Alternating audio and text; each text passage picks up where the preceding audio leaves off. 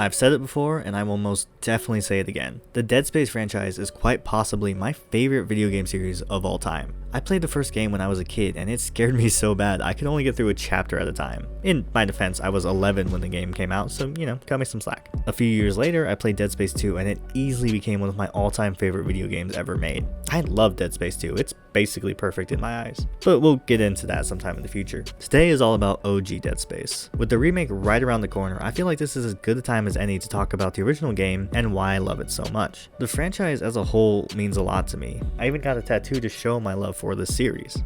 I've always been pretty big on sci-fi, so this creepy sci-fi horror game was right up my alley. I loved it. The terrifying creatures, the atmosphere, the setting, it all came together so well, and I fell in love with the world of Dead Space. Dead Space was pitched in 2006, around the time when EA was actually interested in creating new properties. It was created by Glenn Schofield and Michael Condrey, who both worked for Visceral Games, which at the time was called EA Redwood Shores. Visceral Games would go on to produce and develop all three mainline Dead Space games before eventually being murdered by EA, something I will still never forgive EA for, even if they're trying to revive the series. Let's be real, they're only remaking Dead Space because the Resident Evil 2 remake did so well. I'm not complaining, just feel like it's worth mentioning. Released in 2008, Dead Space was a hit, at least critically, although it did end up selling over 1 million copies by February of 2009, all thanks to its fantastic premise and setting, along with a ton of great gameplay mechanics that helped it stand out from the competition. It was fresh and new, and for the most part nails every gameplay and horror element it aims for. Now, as much as I love this game, it's not without its faults. It's not perfect. Pretty damn close, but still. Alright, well, now that we got the intro out of the way, let's talk about the game itself. The first thing I want to talk about is the enemies. Kind of a weird place to start, but I feel like the Necromorphs are such an integral part of the game that they're as good a place as any to start. Also, there will be spoilers in this video, but I'll try and warn you before I get into heavy spoilers. The game is 15 years old though, so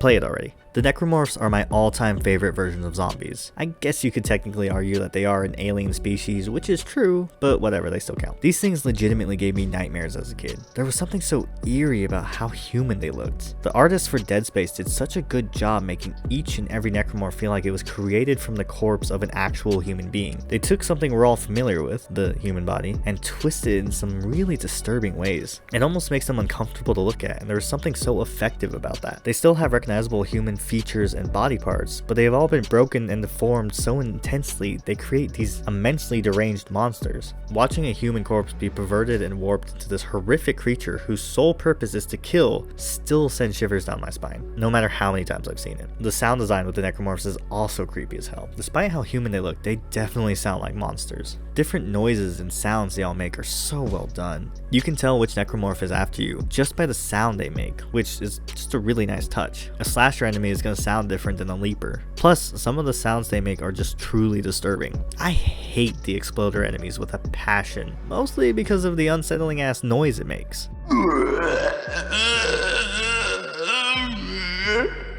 Well, that and the fact that they do a ton of damage if they can actually get to you, but mostly the sound thing. It legitimately gives me goosebumps. Another prime example of this is the Guardian Necromorph. When killed, you can hear a distinct human scream mixed in with the monster scream. That's just creepy, man. And it's made worse by the fact that you see Guardians in their immature form, and they are the most human looking things in the whole game. Adds a whole nother layer of disturbedness to the whole thing. They did really well with the sound engineering in the game. We'll get more into that in a bit, and it all just makes the Necromorphs even more terrifying. Visceral Games also changed up the typical zombie formula by making the main targets on the Necromorphs the limbs instead of the body or head. You can still kill them by shooting them in the head and body, but you do so much more damage by aiming for the limbs. A well-placed shot on one of the limbs can make all the difference, especially in the harder difficulties. This type of combat adds a lot of strategy to how you deal with each and every Necromorph. For example, with slashers, I always like to take out the legs first to slow them down, then I take out the arms to finish the job. There is also a ton of variety with the different enemy types in the game. Not counting bosses and non-combative ones, there are 12 different types of Necromorph you'll encounter in Dead Space, each with its own unique design and way of attacking you, and they're all terrifying, except for Leapers. Leapers are kind of dumb looking. The dismemberment system is one of the things that I think helps Dead Space really stand out. It just adds so much variety to each combat encounter, especially when you start mixing into different enemy types. So many games are defined by how good its enemies are. After all, the majority of the game is spent dispatching them. In this regard, Dead Space kills it. Pun most definitely intended, and I won't apologize for it. Although I will say that one of the areas Dead Space suffers from the most is with its boss battles. They just aren't great. Spoiler warning for the boss fights in Dead Space. Skip to this time code to, skip this part. The bosses are just kind of boring to me, at least from a gameplay perspective. They look pretty sick, especially the hive mind at the end, but the problem is they just aren't interesting to play against, and not to mention that they are super easy. Each boss fight basically boils down to shooting the yellow glowing part until it dies. Final boss is especially disappointing because of this. It should be the climactic final battle with the hive mind controlling Necromorphs, but it just kind of ends up being tedious, then it's over. Which is a shame because they hype up the hive mind earlier in the game, and like I said, it looks pretty awesome, but the actual fight against it just sucks. Overall, the Necromorphs are awesome and are probably my favorite enemy type in all of video gaming. They are just so well designed, and the added dismemberment element makes them interesting to face off with. They also have a level of intelligence to them. Mind you, this intelligence is limited by 15-year-old AI, but still. The slashers will make themselves harder to hit by crouching into little horror balls. They also pretend to be dead, waiting for you to walk over them so they can surprise you. It's honestly not fooling anyone, but still. At least they tried. They'll even pretend to be dead after losing a few limbs in order to lull you into a false sense of security. It's little stuff, but I think it helps make them feel like somewhat intelligent creatures instead of just mindless zombies. The sound design in general is another thing the devs did really well. The music is intense and creepy and fits the vibe of the game perfectly. It's subtle when it needs to be while giving you massive anxiety. The music also won't kick in until you actually see a necromorph, which allows them to sneak up on you.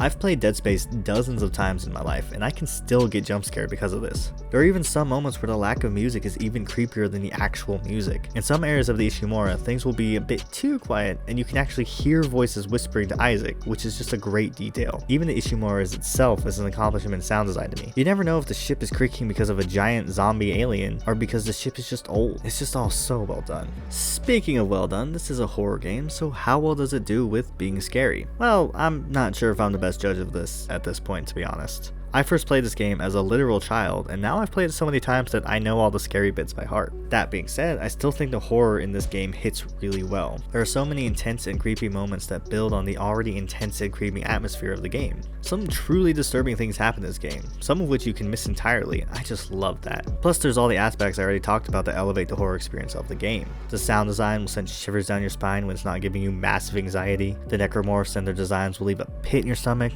I still believe the horror of this game is incredible and will definitely scare the pants off you. That being said, if you've played this game for the first time recently, let me know how scary you actually found it to be. I would love to see what people think. This is definitely the scariest Dead Space game of the trilogy, and I think it would have been really scary for its time, but I want to know what the modern gaming audience thinks. Leave a comment down below and let me know. Alright, well now let's talk about some of the other gameplay elements. Dead Space is an over-the-shoulder, third-person horror survival game. This gave the developers of Dead Space a familiar groundwork to build upon and innovate in their own unique ways. Let's talk about one of my favorite things first. It's small, but I love it a lot. Here, look at this clip of the game and guess what I'm talking about. That's right, the user interface, UI for short. For this game, it's literally built into the world of the game rather than being an overlay over the player can see. What do I mean exactly? Look at Isaac's health bar. It's literally built right into his suit. The ammo counter for the gun is literally directly on the gun, alien style. Even when you pop open the inventory, it puts a screen right in front of your character. Same with the map and the objective menu. This adds a level of immersion to Dead Space not matched by most games. You aren't taken out of the experience whenever you need to check the map or use an item from your inventory. Even when the other characters of the game call you, they just appear as a screen in front of you. I truly love this style of UI and the immersion it provides. This level of care and innovation can be seen in all aspects of gameplay in Dead Space. Let's talk weapons real quick. Another neat little twist is that most of the guns you utilize in this game are actually tools. Faced with the horrors of the Necromorphs, main character Isaac Clarke has to improvise, and that is reflected by the weapons and tools at your disposal. They were designed to have some kind of real world use outside of shooting limbs off of murderous alien zombies. For example, the most famous weapon from the whole franchise, the plasma cutter, is actually a mining tool used to cut through softer minerals. Another personal favorite of mine is the Ripper, a tool that literally launches saw blades. With the exception of the pulse rifle, all the weapons of Dead Space are some kind of tool that must be used as a weapon for the sake of survival. This is a fantastic idea from both a gameplay and lore perspective. It adds a lot of character to Isaac, which we'll get into more later. The many different weapons you can acquire throughout the game also add a ton of variety to combat and replayability. Different weapons are more suited to different enemies. You can take out a lurker with a single well-placed shot from the line gun. Every gun also has its own alt fire mode. Some are more simple than others, like the plasma cutter, which just switches between vertical and horizontal firing, but some can add a ton of strategic value, like the line gun's alt fire, which places a timed mine on the ground, which definitely comes in handy. The plasma cutter is by far my favorite weapon, and I could play through the whole game with just that gun. In fact, I have, but I definitely recommend playing around with the different weapons and tools to see which ones better suit you and your playstyle.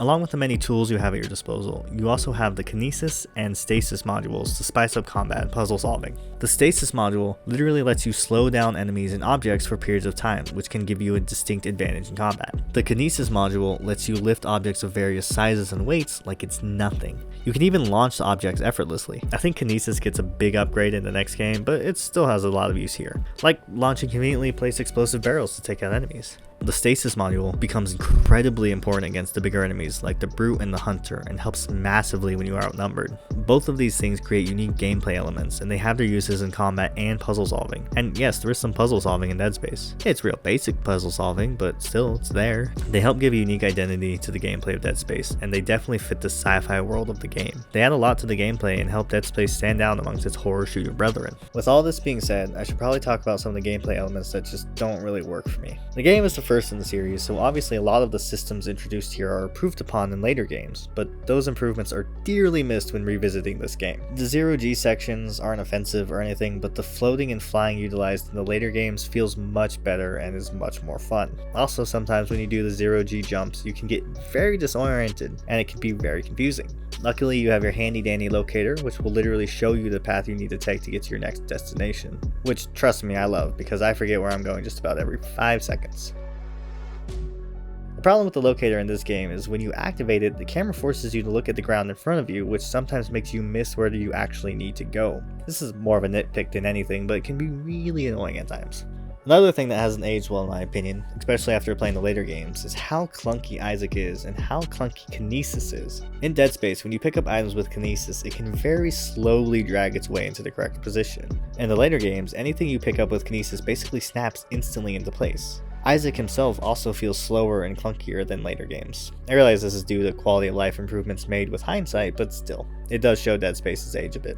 These little negatives I mentioned definitely aren't enough to ruin the overall experience. They're mostly just small things that can be a tad frustrating at times. For the most part, Dead Space still feels like a AAA game you could release today. Outside of a few small areas, it has aged really well. Granted, it's not really that old in the first place. It's a super fun horror game with gameplay that still feels unique and interesting 15 years later, which is an accomplishment in itself. Next, let's get into the story of Dead Space. I think it's best to break up this part of the video into two different parts: the world and the world building that Dead Space presents, and the actual story of the game.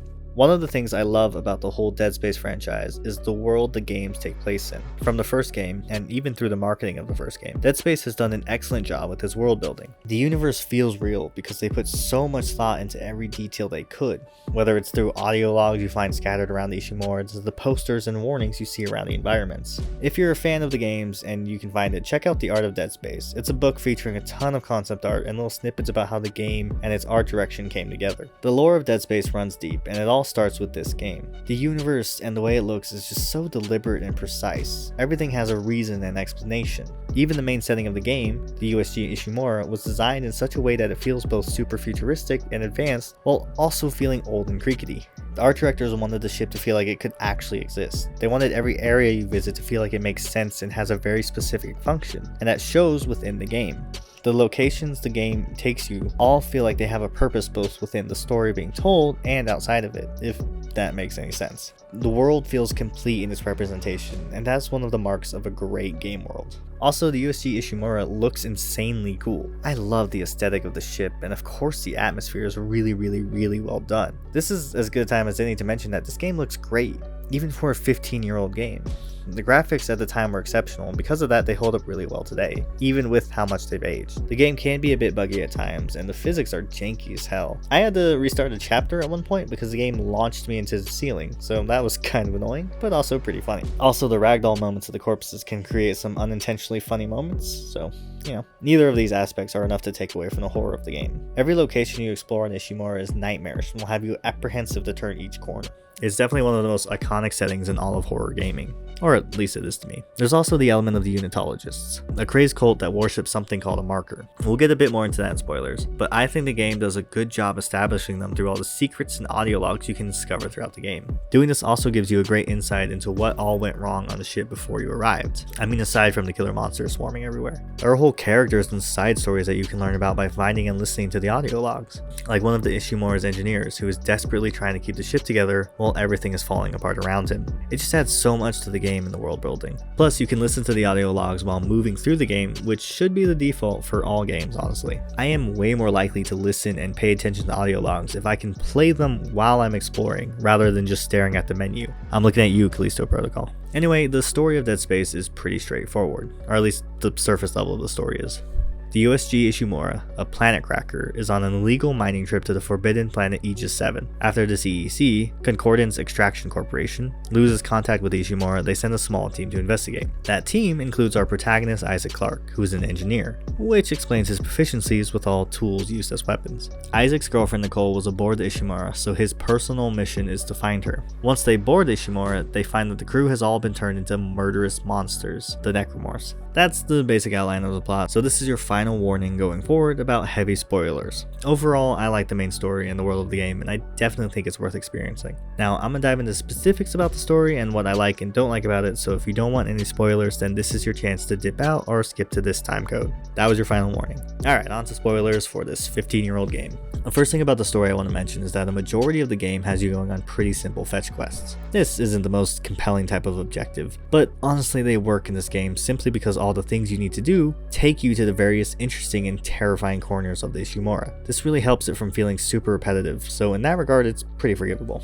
It also doesn't affect the pacing of the game in any negative way, at least as far as I'm concerned. The majority of the game takes place aboard the Ishimura and has you exploring the ship to find all the different doodads you need to fix it and try to escape the madness. You will also revisit certain areas of the ship multiple times, but the game does a pretty decent job of making you feel fresh each time by adding new obstacles and enemies. Now let's talk about characters. Isaac is the main character and the best character in the whole franchise. That being said, in this game he is a silent protagonist, which just means he doesn't speak. How many times you watched that thing? Guess you really miss her. And that's a really bizarre choice to me. It feels out of place in the game meant to be this realistic. He doesn't speak or react to anything outside of body language, and even then that doesn't happen many times throughout the game. One of the twists of the game is that Nicole is dead despite Isaac seeing her.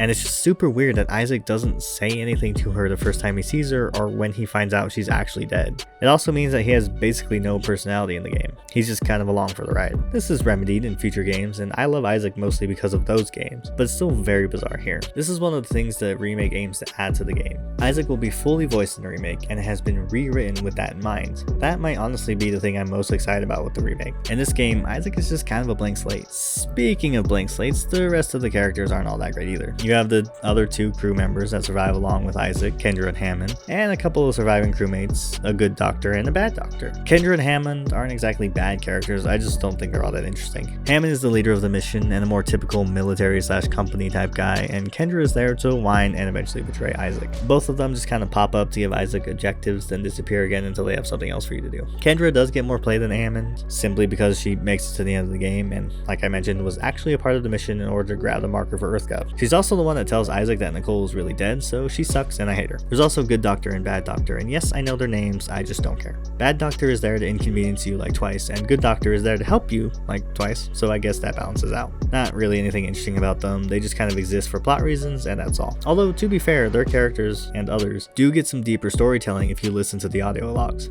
In fact, I recommend collecting all the audio logs throughout the game because they help flesh out a lot of details of the story. All that might make it seem like I don't really like the story of this game, but that's not the case. I just personally find the characters to be a bit underwhelming. One of the coolest aspects of the story is the marker, a supposedly alien artifact which could potentially create limitless energy. The one side effect of it being that it drives people crazy and turns dead people into alien zombie monsters made from reanimated flesh. So, no biggie. Remember how earlier I said that Isaac meets Nicole despite her being dead? That's because Isaac is slowly losing his mind thanks to the influence of the marker. The marker causes people to hallucinate and drives them mad. It uses this ability to either manipulate people into doing its bidding or killing themselves horrifically. That's what Nicole is in this game, a hallucination with the sole purpose of messing with Isaac. I love this whole angle of the game and the larger franchise.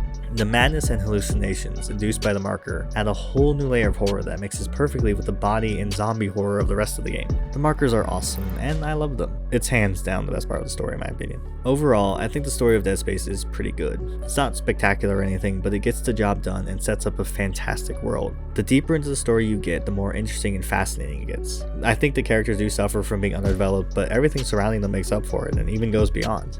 The surface story of the game is a little weak, but it goes way deeper than it first seems, and has a lot of fun little twists and surprises in it. I still really don't like the decision to make Isaac a silent protagonist. Like I said, it just feels so out of place in the world they are presenting us with. It's made worse by the fact that he is fully voiced in the next two games. I kinda get why they would do that, to add to the feeling of being alone and isolated, but it's just not worth it. I honestly find it distracting. Now it's time to wrap up this review type thing. I still really like the first Dead Space game. It's not my favorite in the series, that honor goes to Dead Space 2, but it does a lot of things right and obviously sets the groundwork for the future of the franchise. Not everything about it holds up as well today, but I do think that 95% of it does. In my personal opinion, the base story is the weakest in the series, but it isn't all bad. Even as much as I complained about the characters, it doesn't ruin the experience or anything. It's a horror game, so scares, gore, and atmosphere are way more important, and Dead Space goes above and beyond in every other aspect of the game. The gameplay is still insanely fun, and even with the several times I've played through this game, it can still make me jump at times.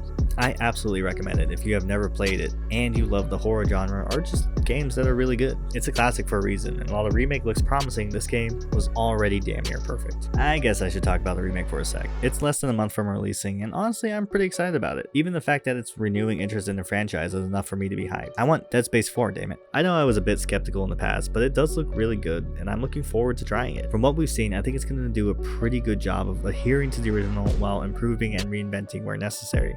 I hope it's good. I would love for it to be good. I'll definitely make a video on it once it's out, so expect that in the future. Hopefully it'll be a positive review, but we'll see when it's actually released. I think I said something about Callisto Protocol being good in the past, and look how that turned out. As always, thanks for checking out this video here on Tin and Max. Let me know down below what you think of Dead Space if you've played it before, and if you haven't played it, then go do that. It's on Steam and it's great. Don't forget to like, comment, and subscribe to the channel, and I'll see you in whatever I do next.